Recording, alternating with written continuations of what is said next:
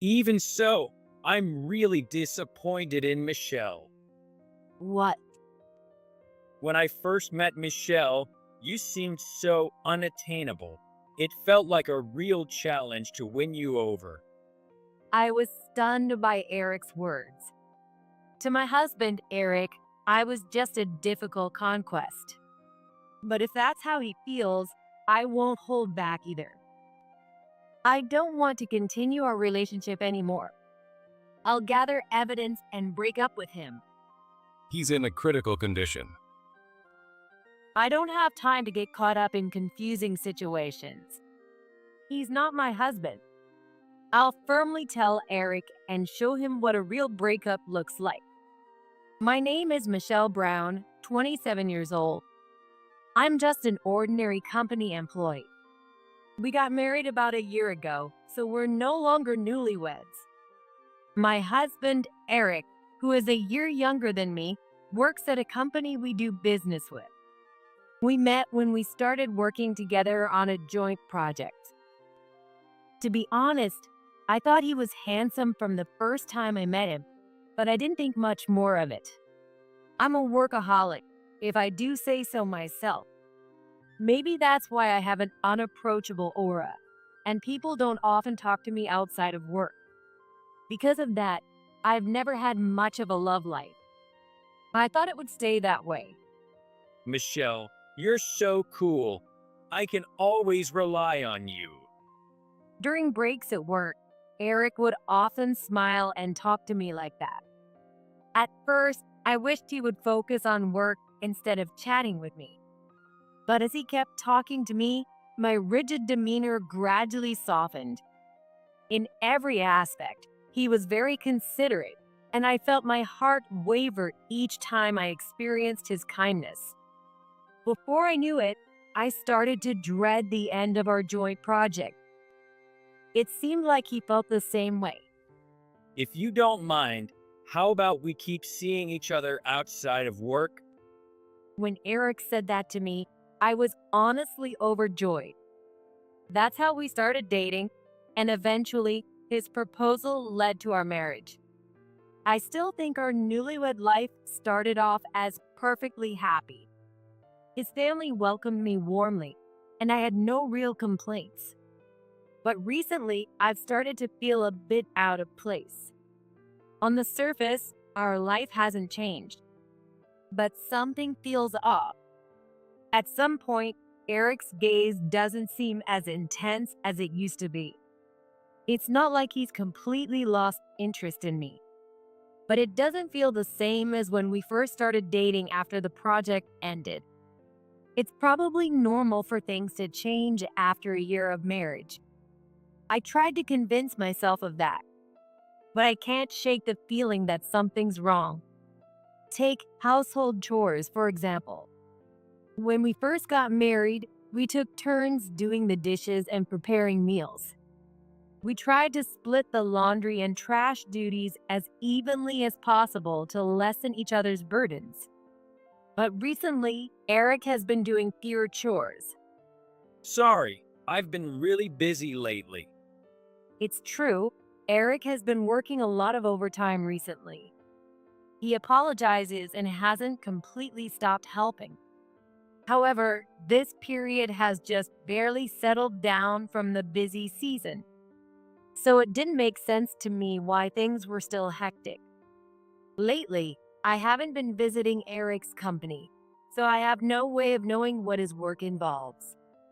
A new joint project has started, but someone else is in charge this time. That person. Sally is a colleague I haven't spoken to much. Apparently, she's the daughter of a senior executive and doesn't seem interested in getting along with others. She was reportedly pushed into the projects to build her track record. I don't know the full story. In any case, I'm not close to her, so I don't know the details of the project. Therefore, I can't be sure if his company is currently busy. Maybe I'm just overthinking things. My company, which does similar work, isn't busy right now, so it's probably just making me suspicious. However, there are other things that bother me, pulling my thoughts in different directions. It's Eric's body odor. Despite coming home after working late, he doesn't smell. In fact, he smells good, as if he had just taken a shower. His company has a small shower room, so it's not strange. I want to believe that, but there's something off. I'm so tired. I'll take a shower first. Saying that, Eric comes home and immediately takes a shower. If he had already showered at work, he wouldn't need to do it again at home. Even if he had been on a crowded train, which he wasn't since he drives his own car to work. Moreover, since I met Eric, he hasn't been someone who is particularly meticulous about body odor. I've never seen him use the company shower room before.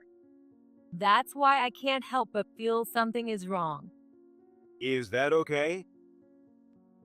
This was said by a male coworker at the company cafeteria. It's strange to think that I, who was once a rookie, am now in a position to mentor younger employees. He's a bit unreliable, so I often have to watch over him closely. Today, as I was correcting his mistakes, lunchtime arrived before I knew it. We were about to take a break and have lunch separately, but he noticed my gloomy expression and insisted we eat together. I had no intention of talking about my situation, but he kept pressing, and I ended up speaking. I'm not sure if I gave in too easily or if I was more anxious than I realized.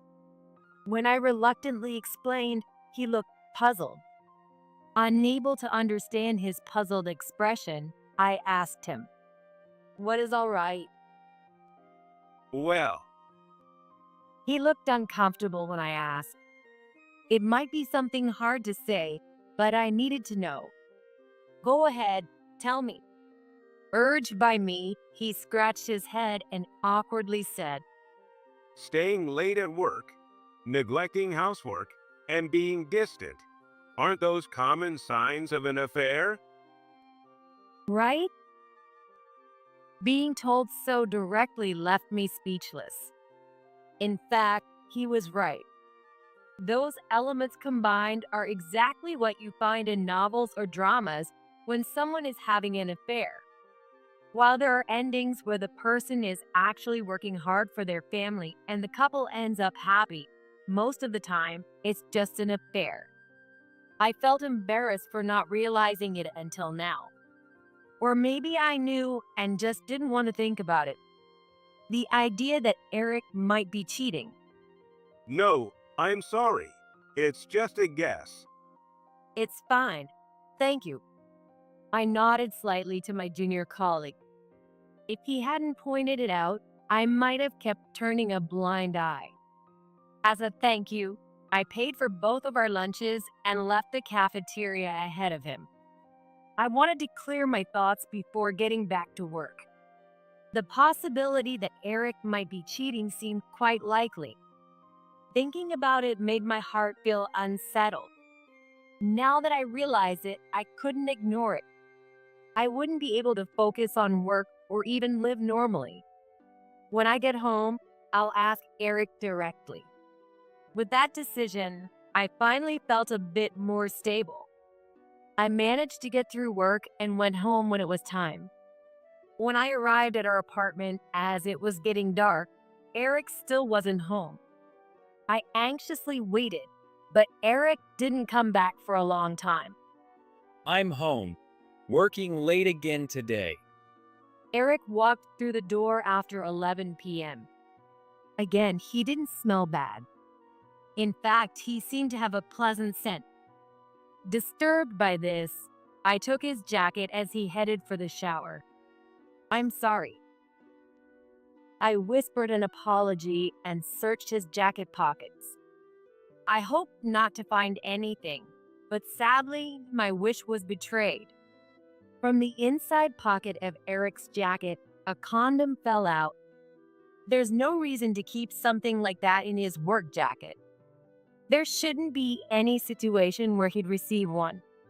If he bought it for us, it wouldn't make sense to have just one. If that were the case, it should be in an unopened box. If there's another reason I can't imagine, I'd have to hear it directly from him. Resolute, I stopped Eric, who had already showered and was getting ready for bed. What's wrong, Michelle? He looked completely unfazed, not at all like someone who was cheating. Honestly, I hesitated to ask, but I couldn't leave this unease unaddressed. This was in your jacket. What's the meaning of this? I voiced my question sincerely, driven by my thoughts. Maybe I didn't need to be so blunt, but I wanted to face him directly. I hoped that by doing so, he would face me directly in return. But that hope was quickly shattered. So, what do you think, Michelle? What? His response wasn't flustered or straightforward. It was a twisted remark mocking me. Do you think this means I'm cheating? I don't know. That's why I'm asking. That was the truth. The situation seemed pretty damning, but I couldn't be certain. I wanted to know for sure, and I wanted Eric to tell me. But he had no intention of doing that. Can't you just say you trust me? I want to trust you. That's why I'm trying to get clarity. Then just trust me without asking questions, right? His irresponsibility left me speechless. Are you telling me to ignore your cheating? I'm not saying that. Interpret it however you want. But if you're going to accuse me of cheating, show me solid proof. If I had that, I wouldn't be asking in the first place. Eric probably understood that too. He just kept smiling smugly. All I could do was stammer in front of him.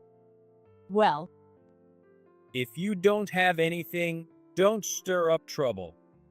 Eric shrugged at my silence. Even so, I'm really disappointed in Michelle. What? When I first met you, Michelle, you seemed so unattainable, like a real challenge. What is he talking about? I couldn't grasp the meaning behind his words. No, I didn't want to understand. I didn't want to believe he saw our relationship, our marriage, as some sort of game.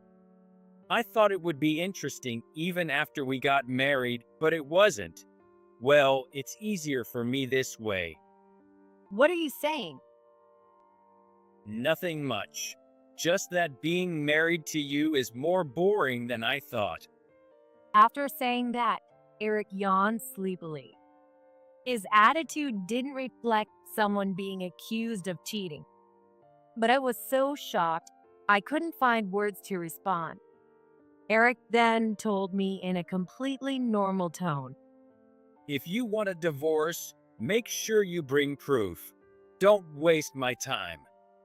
With that, he left me standing there and went to his room. Eric slept in his own room on nights when he worked late, claiming he didn't know when he'd fall asleep. But now I couldn't believe it was because of work. Still in a daze, I watched him go. From that day on, our daily lives changed drastically. The biggest change was Eric's attitude toward me. He stopped doing even the minimal amount of housework he used to do. The meticulousness Eric had when we first met was no longer there. And now he looked at me with clear disdain. With that same disdainful attitude, he continued to claim he was working late and kept coming home late. I must be a fool. Given his attitude and the likely affair, I shouldn't be doing Eric's chores or preparing his meals. But because of the memories we shared, I couldn't sever ties with him. I continued doing the household chores and living as we always had. I held a faint hope that Eric might return to the man I married. One day, something unexpected happened. Who could it be? That day, Eric also claimed to be working late and hadn't come home yet.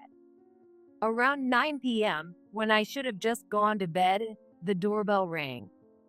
Eric had a spare key, so he wouldn't need to ring the bell.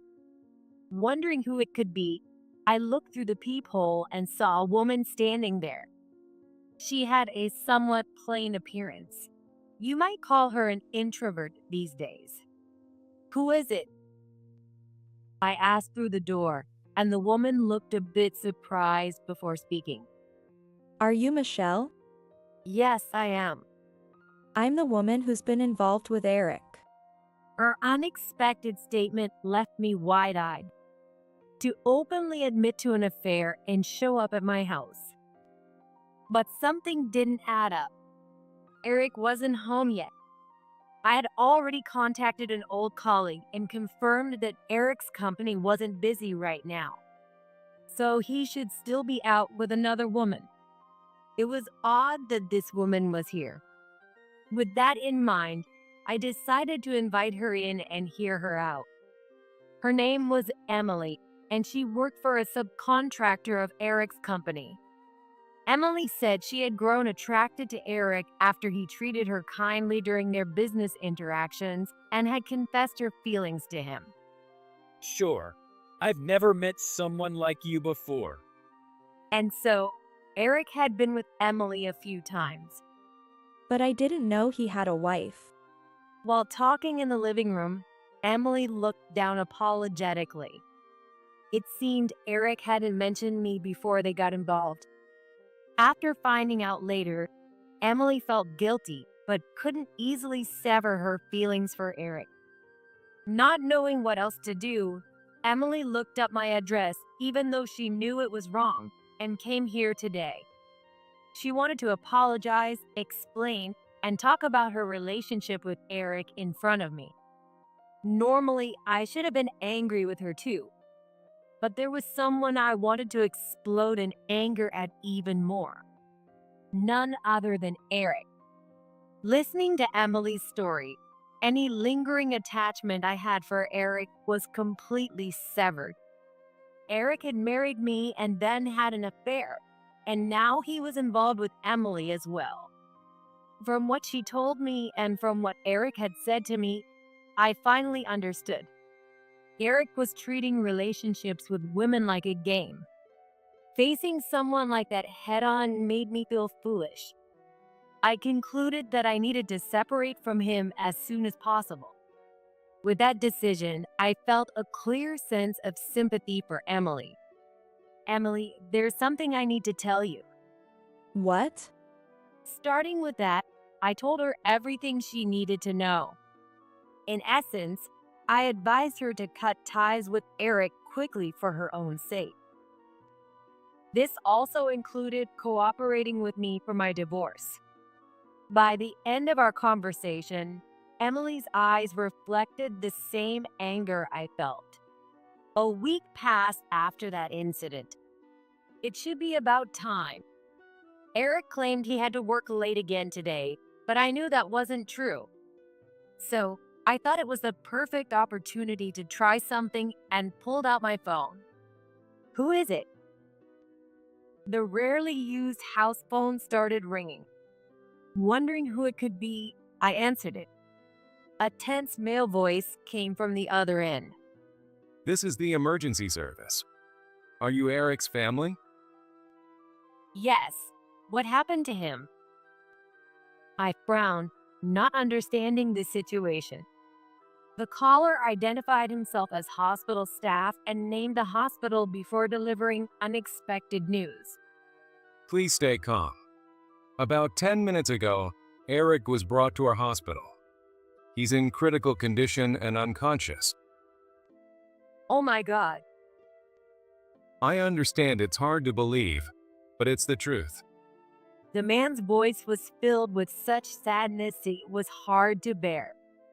But I was very skeptical. I see. In one hand, I held my phone, which showed the location of the GPS tracker I had placed in Eric's car. To gather evidence of the affair, I had secretly planted a GPS tracker on Eric's car a few days ago, which now showed it parked at a motel.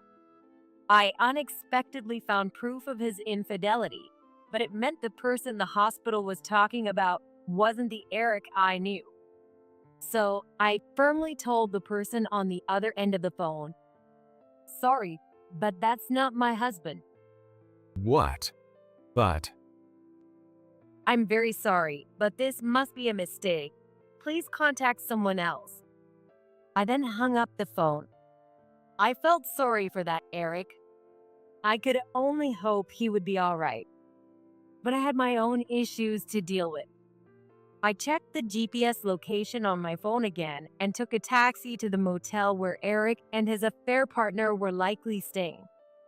If possible, I wanted to catch them coming out of the hotel and take photos. Even if I couldn't catch them, I could at least confirm the location. Later, I could either stake it out or hire a private investigator, which would save me some trouble. When I arrived, I found the motel in a somewhat rundown area. Looking into the parking lot, I saw Eric's car. This alone would be enough evidence, but knowing Eric, he might play dumb with an innocent face. Ideally, I'd like to catch him in the act. So for a while, I hid near the entrance of the motel, waiting for Eric and his companion to come out. But that's odd. No matter how long I waited, they didn't come out. Instead, my phone kept ringing incessantly. The number was the same one that had called me at home earlier from the hospital. I thought it was another mistake, but then it hit me. They must have gotten my home and cell number from Eric's phone. But would a stranger named Eric have my home number in his phone? No way. I muttered to myself, realizing the truth. The Eric who was taken to the hospital was indeed the Eric I knew. But his car is here. That's why I thought the person taken to the hospital was someone else. I was still trying to make sense of it when another call came in on my phone, not from the hospital, but from another number. It was Eric's dad, Sam. This was definitely a call I shouldn't ignore, so I answered. Hello, Michelle. Where are you right now? According to Sam, he was calling on behalf of the hospital. It was indeed Eric who was taken to the hospital. Since I had been ignoring all the calls, they must have gone through Eric's contact list until they reached Sam. That's how he ended up contacting me. Which means, thinking it through, I replied, Eric was at a motel before he was taken to the hospital. So, something must have happened to him here, leading to his hospitalization. The car was left behind because there wasn't time to ask a service or a friend to move it. In other words, I had unintentionally obtained the best circumstantial evidence of his infidelity. The paramedics wouldn't have a reason to lie about where they found him. I see. Sam's voice sounded strained in response to my words. He had likely already been informed about where Eric was picked up and the situation in general. So, Sam must already know about Eric's infidelity. I felt sorry for Sam, but in a way, it was a relief that he understood quickly. Ignoring the calls might have been the right decision after all. But then again, why was Eric taken to the hospital? Eric is safe for now. He's regained consciousness, but Sam trailed off, leaving a heavy silence. It seemed difficult for him to explain. I told Sam I'd get more details later and headed to the hospital that had contacted me. It was quite a distance from the motel, so there weren't many places for emergency transport.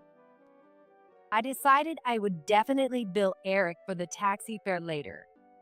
With that decision, I arrived at the hospital, only to find a situation that made me want to laugh out loud. Ugh.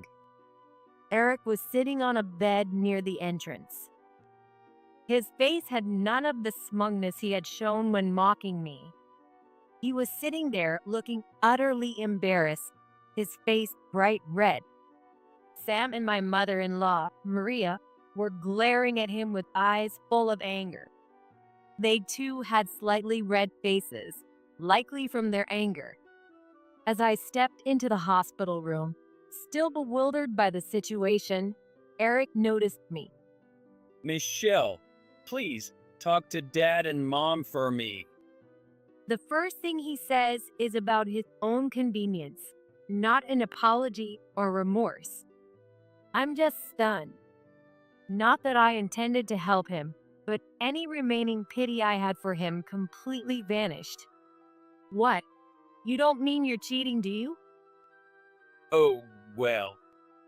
Just so you know, I've already seen your car left at the motel. Eric's face turned pale at my harsh words. Meanwhile, Sam and Maria's faces grew even redder. Just to be sure, I'll confirm with the hospital staff, but the fact that you were cheating is undeniable. I didn't mention the other evidence I had. But even without saying anything, Eric had no way out anymore. He seemed to realize this. Eric hunched his shoulders and shrank back. It was truly as if his confident self from before had been a lie. Before anything else, explain what happened. At my sharp command, Eric flinched and began to explain bit by bit. Today, he had lied about working late and gone to a motel with his affair partner. They got a bit hungry, so his affair partner had brought some sandwiches, which they ate. After that, they used a lubricant to make things easier and started getting intimate when it happened. A horrifying sensation attacked the area where they used the lubricant, something beyond words. An intense, unknown feeling of both heat and cold overwhelmed them, throwing them into utter confusion. But that wasn't the only thing that happened to them. In the midst of their agony, they both experienced a sudden and severe urge to use the bathroom. Because of the strange situation, they couldn't even walk properly to the bathroom. The result was an absolutely horrific mess. Although his affair partner managed to call an ambulance, Eric had foamed at the mouth and lost consciousness. However, this wasn't due to the physical symptoms. The fear and panic of the inexplicable situation, along with the shame of wetting himself, caused Eric to completely lose his composure. In other words, the severe mental shock led him to fall unconscious. To make matters worse, the hotel staff and the paramedics witnessed their humiliating condition. On top of that, the affected area was thoroughly cleaned at the hospital.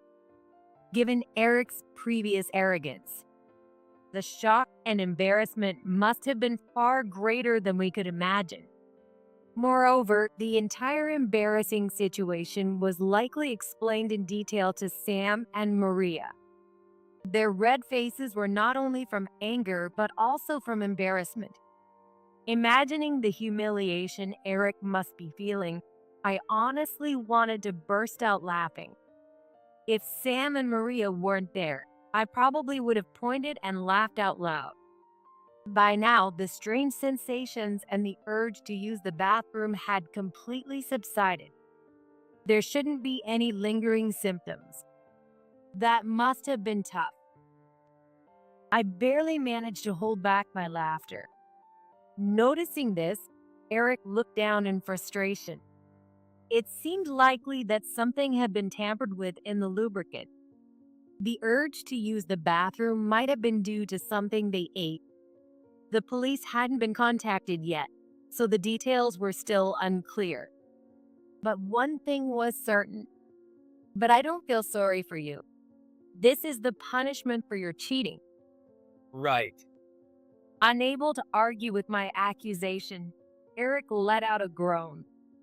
If he hadn't cheated, he wouldn't be in this situation. The humiliation he suffered was entirely his own fault. Michelle, I'm truly sorry for what my foolish son did. Sam said this as he and Maria bowed deeply to me. Not intending to blame them, I hurried to calm them down. Please, lift your heads, Sam, Maria. You two aren't to blame. The one at fault is the ones who don't understand that cheating is unacceptable. That's who's at fault. Just as I was about to confront Eric again, someone unexpected appeared. No, you're the one at fault. From behind the curtain next to Eric's bed emerged an unexpected figure. Sally? Yes, it was Sally, my colleague, dressed in patient clothes. Considering we were in the same hospital room and this situation, I voiced my suspicion. Could it be that Eric's affair partner is? It's not an affair. I'm Eric's true love. Sally's passionate declaration left Sam and Maria dumbfounded while Eric buried his head in his hands. As we stood in shock, Sally continued her tale. Sally believed she was distanced by others because she was the daughter of a company executive. From our perspective, she was the one keeping her distance. Nonetheless, Eric treated Sally kindly, and they fell deeply in love, or so she claimed. To Sally, Eric was her knight in shining armor. To me, he's nothing but a shallow cheater. Eric said you were boring because you took everything so seriously. Sally boasted, and Sam and Maria's expressions turned even more sour. Perhaps they had hoped there was some justification for Eric's affair, that maybe I was partly to blame. But now they realized the problem lay with Eric's mindset, leaving them speechless. With his parents' expressions growing more severe, Eric turned even paler. Unlike you, he called me exciting. Oh, really? So, Sally, if you marry Eric, you won't do any housework? Of course not. Sally puffed out her chest confidently, but she was met with unexpected anger. Are you an idiot? It was none other than Maria, Eric's mother. Shaking with anger, Maria exploded at Sally. What do you mean, idiot? What's wrong with calling you an idiot? Jeez. Sally tried to retort, but Maria's overwhelming anger silenced her. A husband and wife support each other throughout their lives. What is this nonsense, both you and Eric? Oh no. It was my first time seeing Maria this furious. It might have been the same for Eric.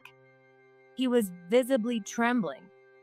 Even Sam seemed a bit pale. Calling someone boring for being devoted is disgraceful.